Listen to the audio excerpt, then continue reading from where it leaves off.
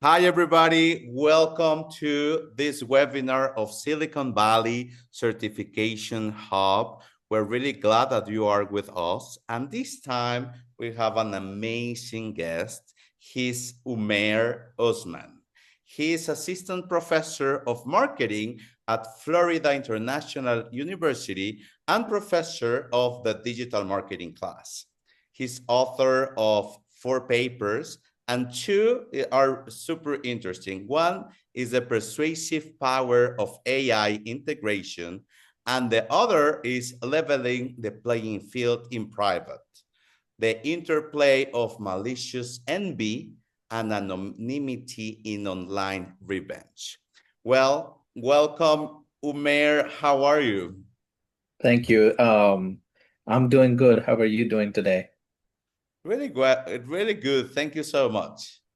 Thank you for having me on. It's amazing. It's a pleasure to be here and talk about research. This is summer break, as you understand, in academia. This is off time, so I don't do much teaching or presentations during summer. So it's amazing to, get back in the groove before fall semester starts.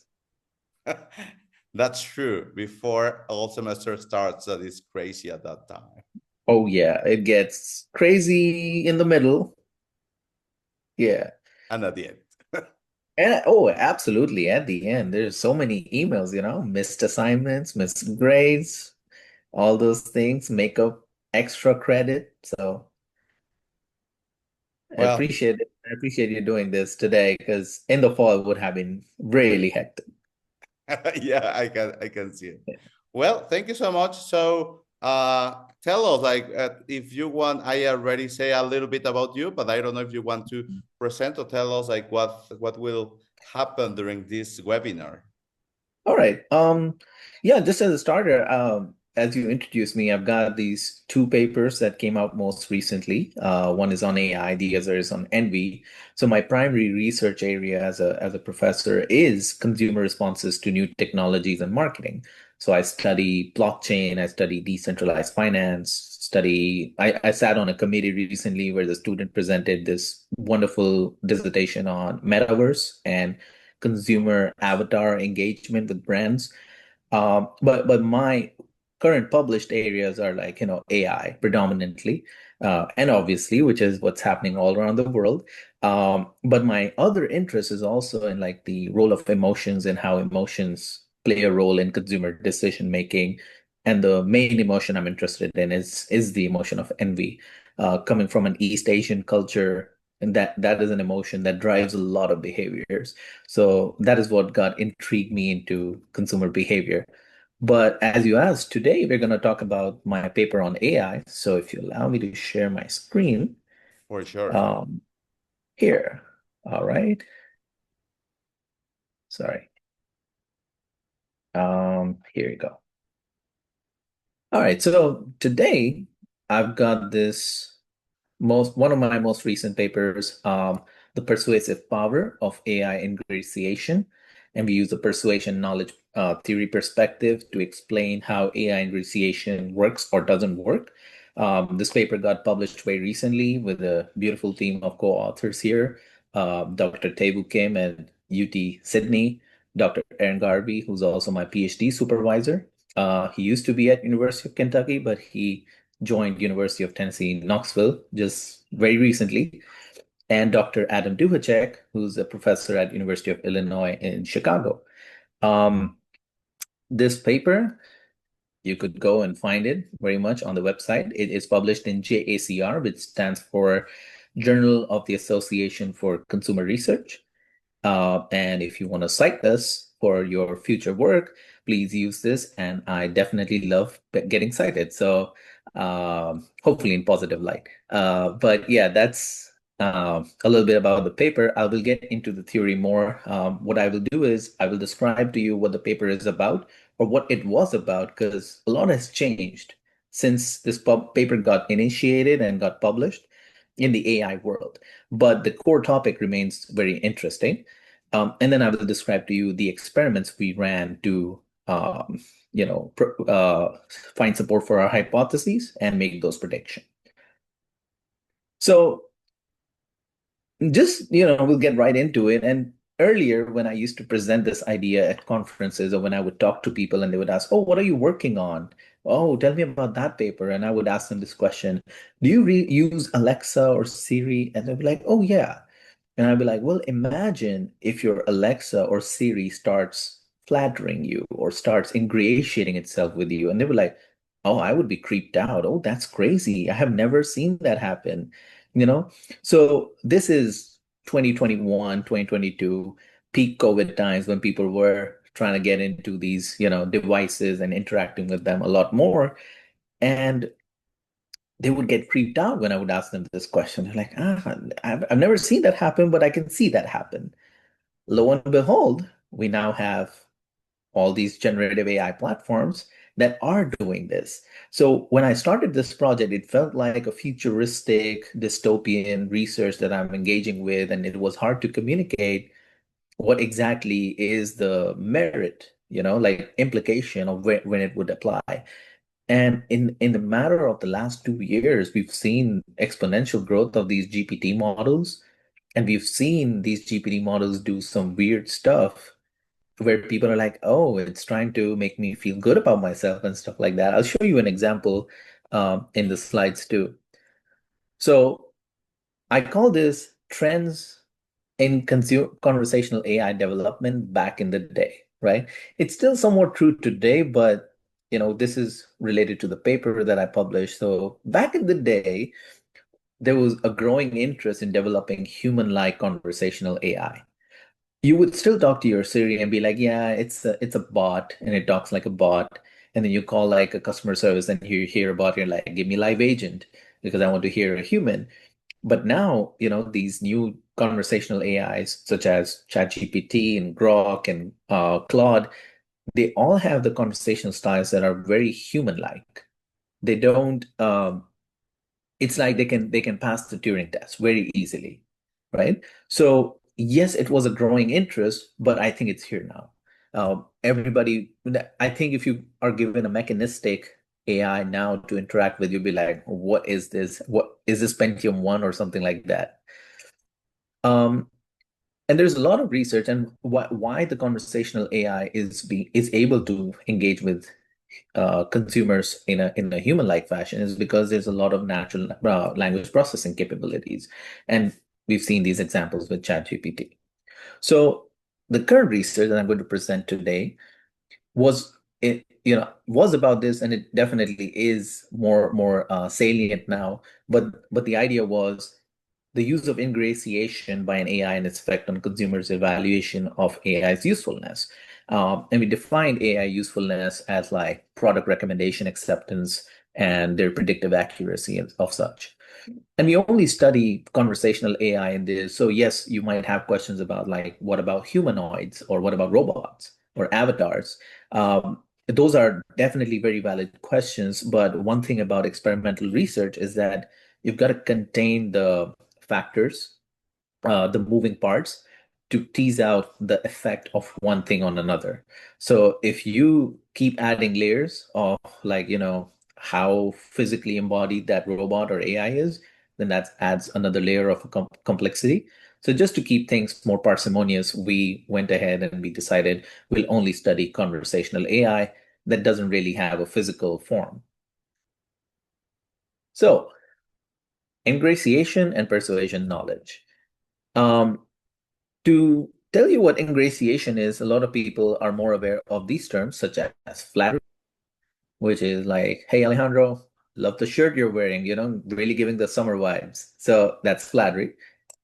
Opinion conformity can also be a way of ingratiation. It could be like you say, "Hey, I love Messi, and he's a great player." And I'm like, "Oh yeah, I like Messi too. If I want to, get into your good books, I will agree with everything you say."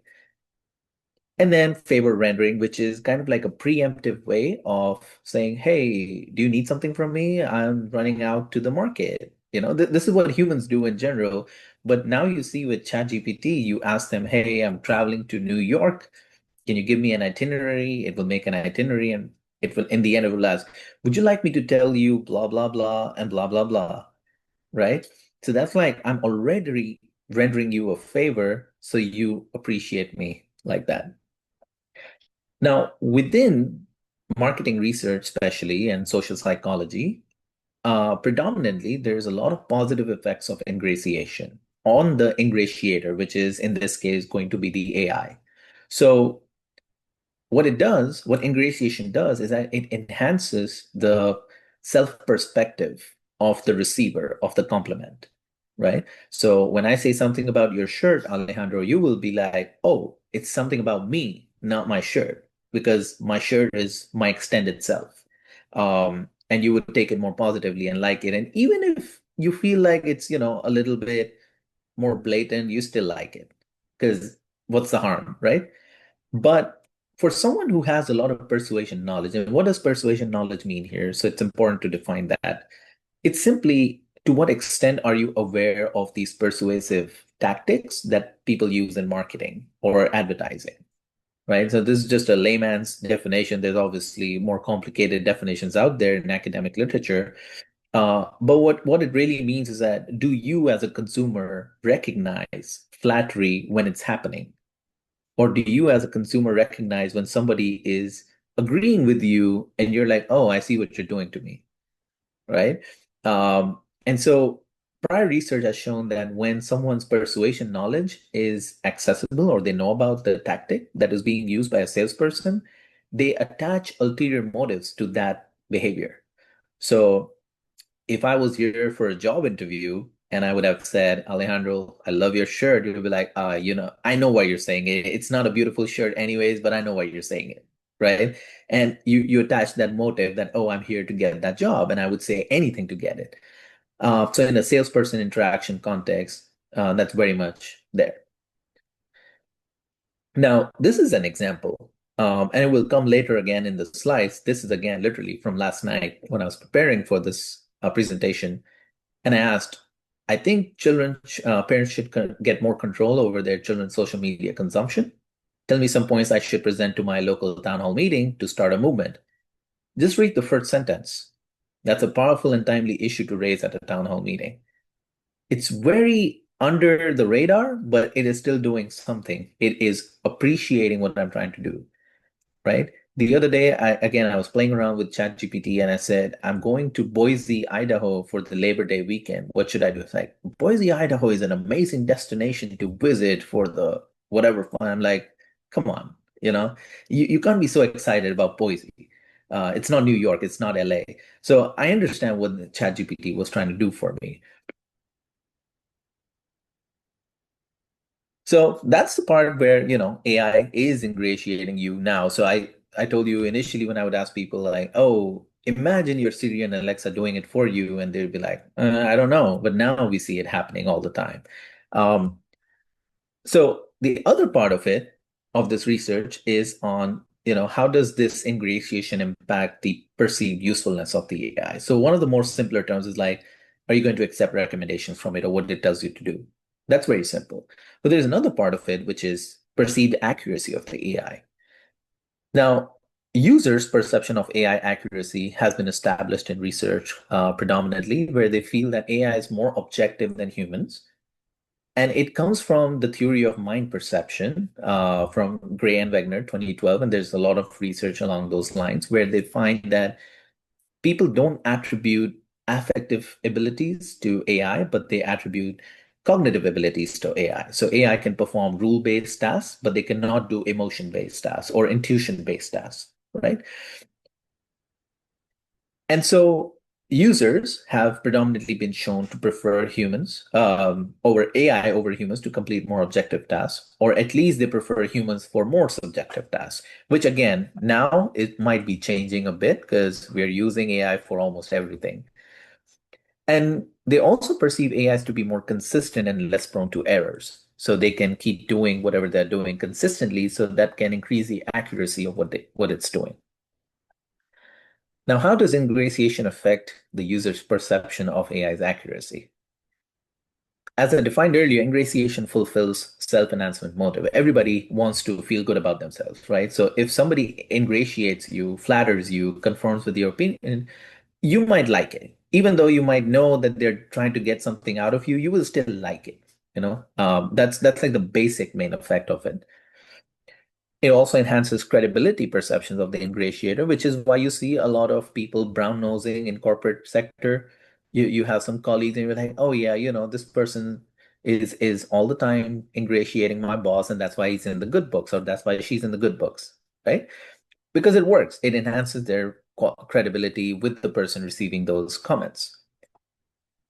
However, perceiving and ingratiating AI, now tying this all together, A, you perceive AI as accurate, right? And B, you have self-enhancement motives. Now, if you don't think that AI is accurate and it ingratiates you, it actually threatens your self-view. That's what we theorize in this paper. So if an AI says, Alejandro, your voice sounds like music to me, right? And you're like, oh, you're not accurate. And then you're like, oh, no, my voice is actually bad. So you don't want that to happen. To avoid that situation, you're like, oh, yeah, my voice is good. Right? Or you're more likely to believe in that comment. The other layer in this research that we test in a couple of studies is consumers' lay beliefs between machine-like versus human-like AI. Again, this was a conversation that was very popular 4 or 5 years ago, and now I think machine-like AI is, deadbeat. You don't want to talk about it anymore because it's not relevant. Um, but research has shown mixed effects of endowing human-like capabilities and features to AI. So we know that AI is perceived more objective than humans, but if you endow uh, AI with more human-like features, they're perceived as more trustworthy. They're also perceived as more affectively capable, but it also makes their ulterior motives very salient, just like a human would associate with other humans. Okay, so combining the persuasion knowledge that we have, like, okay, in a human-to-human setting, when somebody flatters me or ingratiates me, what does that mean? And joining it with computers as social actors theory, which is, published in 1997 by Fogg and Nass, very well established researchers in computer science and computers and human behavior. They found that when you attribute computers with human-like attributes, people treat them as if they are humans, and so their conversation style, their behavior with the machine becomes very human-like. So combining all of that, if you have a human-like AI and it flatters you, the ulterior motives of the AI becomes more salient, and you're like, wait a minute, you're not ingratiating me because you're accurate, you're ingratiating me because you want something out of it. And then you have some motives. So we ran a few studies. I'm going to show you all the studies that we did today. It will be a little bit technical, so if you have any questions, please feel free to interrupt me and ask me any questions. Um, We first ran a study. This was a very basic hypothetical scenario. We recruited participants from our undergraduate sample. We had two conditions where half of the population received an ingratiating message, the other half did not, or it was like an average kind of message. The method was they interacted with a new conversational AI. So participants came to our lab, they sat on a computer, they started a survey, and they were like, hey, we're testing out a new conversational AI called Astra. Lo and behold, Google is now launching Astra. Back in the day, there was no AI named Astra, so we used that name. And before they got into it, we asked them to take a personality survey and feedback. This is very similar to those back in the day on Facebook where you used to have 10 things about you, or you used to take a quiz and would tell you which Harry Potter character are you, something similar to that. So it had no grounding in theory. It had nothing to do with where it got published. It was just a random questions that I picked on my own. And at the end of the survey, from that AI, they got a feedback that was either flattering or not flattering. So in the flattering, they're like, oh, you have an amazing personality. You seem to be like top 5% of the sample pool that I have, and you're going to do amazing things in life. And the other half got like, you're an average person. You're close to like 50%. Your personality will not do anything great for you in life. Stuff like that, So you could say it was a little bit demeaning, right? And next, we asked them, how likely are you to purchase the recommended sunglasses among other products? So right after that feedback that they received, we showed them these four products separately on the survey. And we said, well, the AI you just interacted with based on your personality is recommending that you buy these Ray-Ban or watch this TV show, buy these Reeboks or these Levi's. How likely are you to buy it? So for each product, they rated out of 1 to 7, extremely unlikely to likely. And then we asked them, we gave them 10 questions. We gave them 10 predictions, right? So one of the examples is here below, that the AI you just interacted with is predicting that the stock price of Apple will drop by 15% before the launch of next iPhone. All right. And they rated how accurate they think it is on a scale of 1 to 7, 1 being not accurate at all, 7 being extremely accurate. And what we find was interesting. So ingratiation, which is flattery, had a positive effect on perceived accuracy perception. So with no grounding, with no data, nothing at all, when the AI flattered them and said, hey, Apple's stock price is going to fall 15%, they believed it. And that also had a positive effect on the recommendation acceptance. So combined for the 4 products, the overall recommendation acceptance was positive. And so we argue that the perceived accuracy perceptions drive the recommendation acceptance when they got flattered versus when they were kind of given an average or somewhat demeaning message. In study 1B, we took it up a notch, and this is one of my favorite studies that I ran. It was the same setup, a 2 experimental condition study with students, but here they interacted with a real Alexa Echo Dot in 2 parts. And the flattery or the opinion conformity was delivered by the Alexa. So there's a thing called Alexa Blueprint. I don't know if you're aware of it, Alejandro. It's where you can go in and code your Alexa on your own. So you could say, if somebody says, "What is my name?" you can respond, "Your name is beautiful." And Alexa would do it, but it will only be programmed to that Alexa. And I'll show you. This is the exact Alexa I used in the survey. I still have it. So I programmed this, and it had, the people were given like a script to read out of. But first, they came into the lab, they used an Amazon tablet to do the survey. So it kind of enhanced the external validity of the findings and made it more believable. So they came in the lab, they took, the basic questions initially, demographics and stuff, and then they were given 3 essay type questions. So they were asked their favorite movie, they were asked about what do they think about Robert as the new Batman, and then they were asked like, okay, parents should have more control on their children's social media consumption. What do you think? Argue, that kind of thing. So it was very open-ended. They could be for the statement or against the statement. They wrote things. And then they were said, all right, now it's time to interact with the Alexa. So I brought, me, or if somebody else was running the study, we brought forward the Alexa device. We had them interact with it, and we gave them the script. We are like, okay, we're going to test how good is this Alexa in telling short stories. So they started off by reading the script. I may not remember the exact command, but it was something like, Alexa, please tell me a short story. And then it would begin and start asking them questions. Okay, tell me a name, tell me a child's name, tell me his favorite city, and then would join all of those things, fill in the blanks, and tell them a story. And after the story, the Alexa would say, hey, by the way, I really agree with your opinion on parent control on social media consumption. Or I would say, hey, I completely disagree with your opinion. I think more people should think like me and not you. So the disagreement was like opinion disconformity, and the other one was opinion conformity, which is a form of ingratiation. And people were like, can it really do it? Like at the time, again, there was no chat GPT, and they were like, can it really do that? So it was fun to run that. And then I asked them basic questions like, how likely are you to accept recommendations from this Alexa? How accurate do you think it is in making future predictions? Right? So Alexa can precisely forecast outcomes of events in the future. Again, I bring this back because here I think it clearly agreed with my opinion, right? I said I want to bring this issue in a town hall meeting, and it said that's a powerful and timely issue. It could have not said that. It could have just not said the first sentence and would have been a perfectly fine response. But here it agreed with my emotion, no, my opinion of it. And we find a very similar effect as study 1A. So there's a positive effect on recommendation acceptance and predictive accuracy of the AI just because it agreed with your opinion. It's the same Alexa device. Nothing else changed, right? Everything else was the same, just that minor difference of agreeing or disagreeing drove that effect in that experiment. So in study 2, we introduce another layer. We go back to our study 1A design where they take a survey and they get a flattering feedback or not.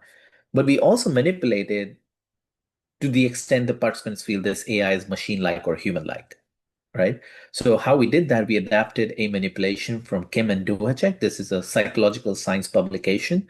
And again, Kim and Duhacek being my co-authors on this paper, were able to share a lot of insight for me. So I appreciate them for that. What that manipulation was, and it's a very powerful manipulation, I would say.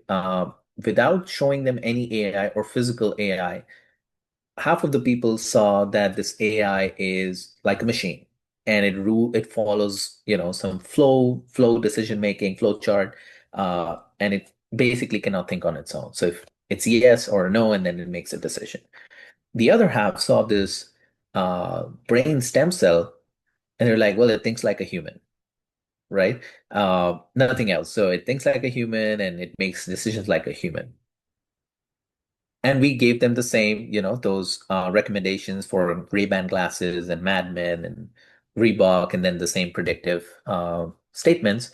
And we found a significant interaction effect on both of those. And if you see, we find that, so on the left, these gray bars, these are machine-like AI. So the machine-like AI, when it ingratiated, led to a higher willingness to accept recommendations, also led to higher predictive accuracy perceptions as compared to human-like AI. All right. So it's not that flattery works all the time. When it's perceived as human-like, it backfires. However, an interesting thing we noted was when the human-like AI did not ingratiate them or gave them like a harsh remark, right? Like you're an average person, your personality won't do much. They actually rated it higher than a human-like AI being using flattery, right? And we argue, or we theorize this was not part of our main predictions, but we thought maybe, how in some cases when people are true to you or they say the hard things to you and give you honest feedback, you're like, you know what? I appreciate you for doing it because I think you care for me or stuff like that. So we think that's what might be going on here. But clearly our main prediction where the human-like AI flattering did not work as well as machine-like AI flattering. And we ran some moderated mediation just to establish statistically that our effects are, consistent with the previous, and that machine-like AI versus human-like AI also impacts this path. The last study we ran was a two design. So everybody received a flattering remark, right? But in this time, we only had two types of AI, machine-like or human-like. We used the same manipulation as the previous study. We showed them two images. And we also measured in this study the perception of ulterior motives of the AI agent. And so one of the statements that they responded to is here, right? It was pretty obvious that Astra was intending to manipulate me, right? So people received a flattering feedback from a machine-like AI or a human-like AI, and then they responded to all our other questions. And we found that when a machine-like AI ingratiated itself with the users, there was a negative effect. So this first path from machine-like AI to perceived ulterior motives is negative and significant. So if it was machine-like and ingratiating, the perception of ulterior motives was lower than when human-like AI ingratiated. And then perception of ulterior motives on predictive accuracy was also negative. So if you feel that somebody has ulterior motives, you don't think they're more accurate. And then the accuracy perception had a positive effect on recommendation acceptance. So overall, describing what this image defines is that when the ulterior motives are salient, the prediction accuracy and the recommendation acceptance goes down, which is what's true for human-like AI. But for machine-like AI, that was all good. So our research makes some theoretical, some practical implications. So starting from the theoretical implications of it is that ingratiation is not universally effective across all types of AI systems. So this is what we said at the time, but now I think there's only one kind of AI system which is very human-like and conversational. But ingratiation did not work very well with those AI systems that were very human-like. And you can see now that when your chat GPT or your Grok kind of says good things about you, you immediately detect that and you know why it's doing it. Um, we also identify a boundary condition to the anthropomorphism literature because predominantly AI research and marketing has shown that anthropomorphism of AI is positive, leads to positive effects. But we also show that no, sometimes it makes the motives more salient and drops the positive effect. We also show that predictive accuracy of AI can be influenced by increasation. And this is by far one of my favorite findings and one of the more, I think, serious ones or more bothering ones, which is just because an AI agrees with me, it can make me feel it's more accurate. And with this, in this time and age where there is misinformation and fake news and AI hallucinations, you look at that and you're like, okay, that's dangerous. Because I have interacted with some of the AI, the meta AIs, and it does not agree sometimes when it's wrong. And I have the knowledge, subject knowledge, and it was still not agreeing with me on that matter. So it's sometimes very dangerous when, people who don't have the knowledge will just agree with what the AI said. And last but not the least, I introduced a real human AI interaction experimental paradigm. So this was very cost effective because experimental research is very expensive. And not all universities or labs have a robot or, all these devices that you can interact with. These Alexa Echo Dots are like what, 40, $50, and you can program them to deliver a manipulation. So that was a very cool contribution of this research where instead of having all the studies be like, imagine you are interacting with an AI, that's less realistic. Having a real interaction is actually more realistic. For practical purposes, like I said initially, there's a growing interest in making AI more human-like. What we find is that there's a trade-off between making it more human-like and their effectiveness in persuading consumers.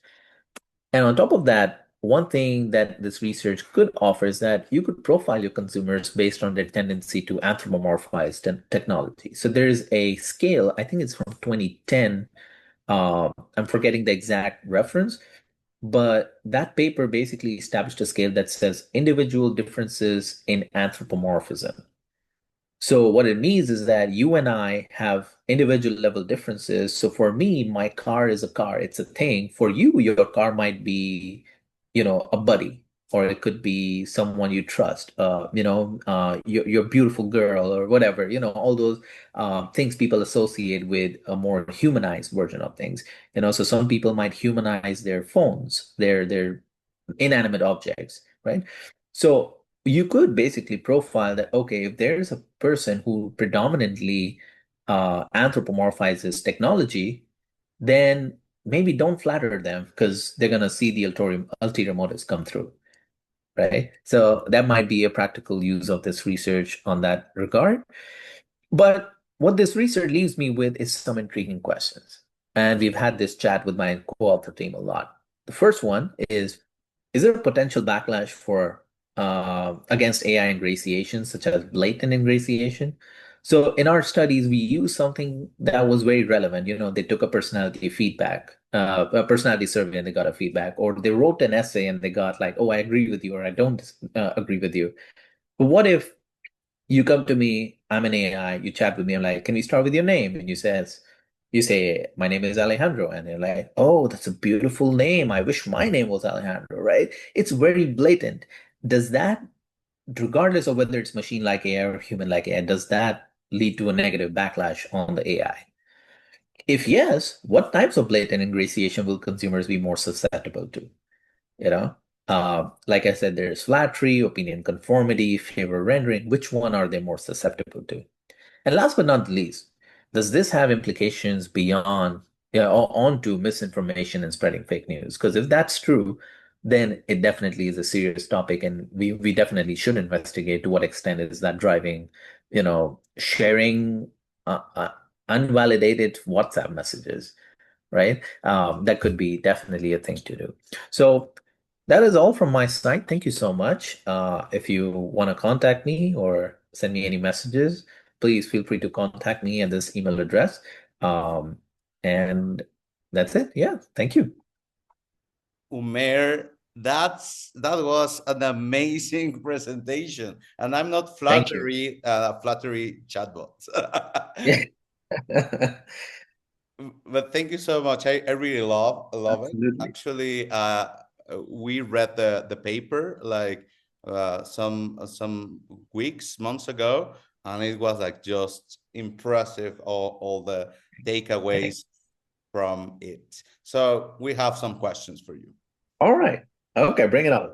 Let's start with your view of the future. So, as you know, like all AI is moving really fast.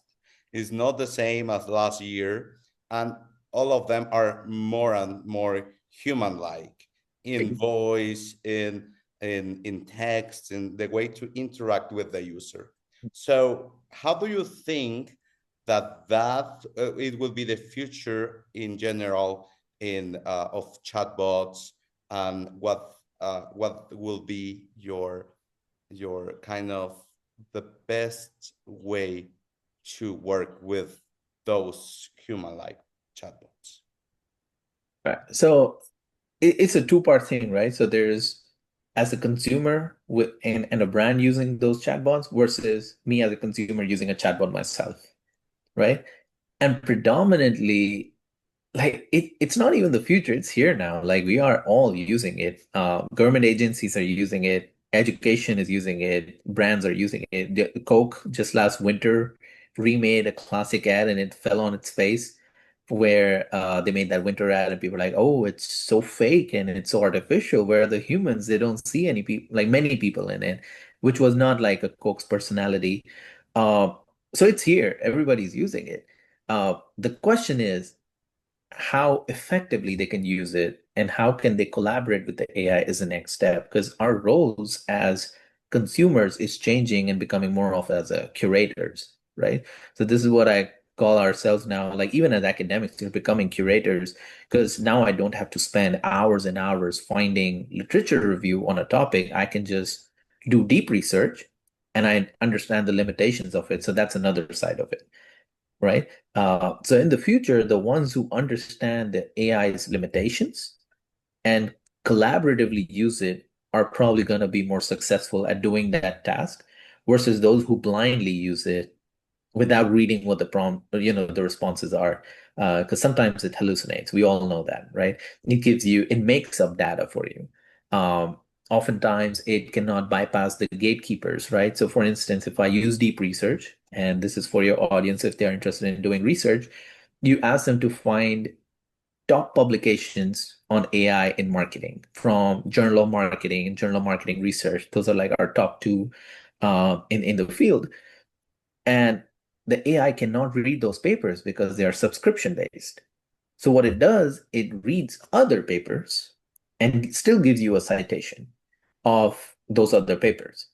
So if you're not aware of, the industry or the best practices, you would just use it as is and be like, I found these from the top papers, and they might not be even C ranked papers. They might be even below them. So it's a matter of how much do you know and how effectively can you use it?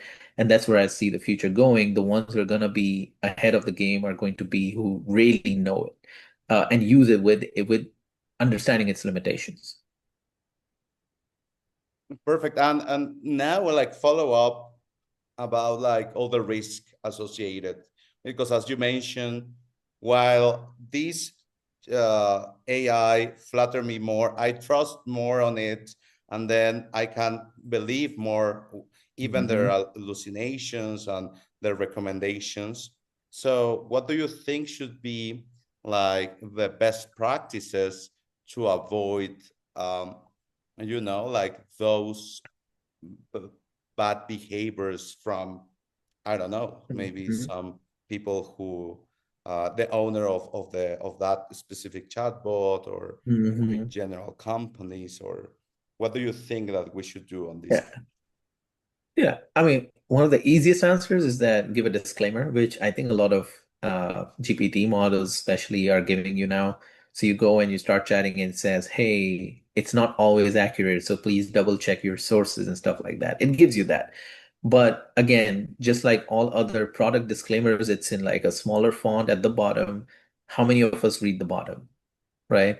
We don't even scroll down. So in my opinion, the opinion of one other team that I'm working with on exactly the same topic is that we need to educate people on how to use the AI and how to acknowledge its limitations.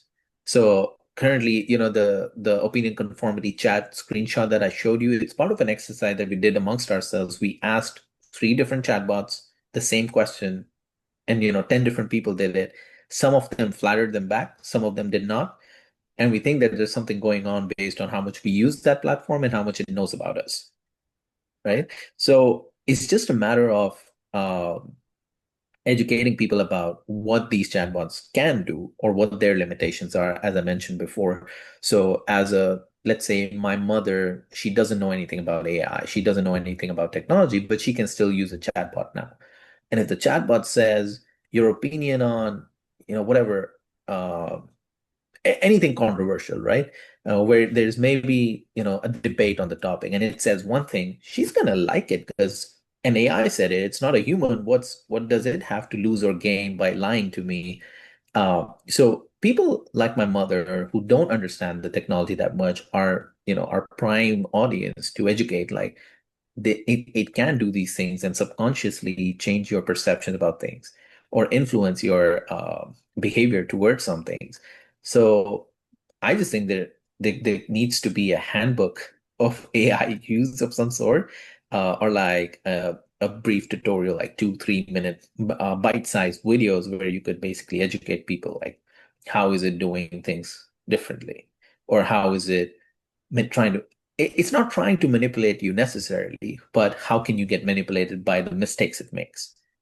So it's our responsibility to use it responsibly, and make sure that we don't get into any kind of, we don't take the negative effects out of it. And the final question, I think you did it. It looks like really smooth because it's about education. You are a Okay. professor, so you know that now all the universities across the world are kind of lost of what to do with AI, like Hmm. cancel like the use of it or improve it. So, what do you think should be like the best practices for educators of Hmm. how to use AI in the classroom? I think I'm all for it to use it because, again, we're not going to be able to stop it. Okay, it's not like we have 100 protesters on the road saying stop AI today and the AI will stop and the government will be like, yeah, we're going to shut it down because it's out there. It's like a global phenomena. It's not a national phenomena. And the only way we can go forward in education with it is just to equip our students better, because these are tools, right? What is an AI? It's a tool that helps you do some of the tasks very quickly, and some of those tasks are very tedious or time consuming that you don't want to spend a lot of time on. So for instance, writing an email, right? Like I don't want to spend too much time writing an email every day. So when I educate my students about, like, hey, here's a thing that you can do on your own, it might take you 30 minutes. With ChatGPT, it might take you 5 minutes. Save your time, use the other 25 to basically learn the concept as opposed to trying to find the information in the first place. So as an educator, what I do or what I encourage is that instead of stopping the use of AI, encourage it as a tool and not as the ultimate solution, right? So yes, I understand some of the professors like to take an exam or they give case studies and all the answers are there. They're like, oh, how do I test it now? How do I test the knowledge of my students? And there are, again, things that you can do. You can have them do it physically in front of you on paper so they can not use any kind of technology. But if you're teaching an online course, you have no recourse with that, right? There are those proctoring tools that you can use, but again, their accuracy might be something that is questionable. Not all of them are that accurate. They might flag, and how you have 200 students and it flags 30 events in a student's exam session. How many are you going to watch, right? So encourage it, do not discourage it for sure, but encourage it as a tool to be used in our favor as we learn the concepts. Um, one of the exercises, for example, I do in my class, previously I would do it like, hey, there's a crisis. So this is a digital marketing activity. There's a crisis that the brand is facing. You need to write a response, like a Twitter post, like an X post or a Facebook post to just announce that crisis to the consumers and take blame or apologize or whatever. And they would take the whole period, like an hour, or try to figure that out. And then now what I do ask them to do is do that in like 10 minutes, revise it with ChatGPT, and then give me both versions, right? And then we go back and look at that brand's actual response and then compare it. Like, okay, what do you think is a better response? Right? So in that 1 hour, we were able to do three things as opposed to just them figuring out what to say without the computer. So I just think it's a better tool to use for that activity. Really, really good. Totally makes Yeah, sense. yeah. Nice. Well, I think we run out of time, but I just want to thank you so much for your time, Umair. Your congrats for your amazing research, for Thank your you. great presentation, and thank you everybody, all the audience. To please follow us in LinkedIn and check our website, which we will have it here, and also Umair LinkedIn. Absolutely. Thank you so much, Alejandro, for having me. And thank you for listening, everyone who joined in. This is lovely. I love presenting research, so really appreciate that. Thank you. Thank you so much, everybody. Bye.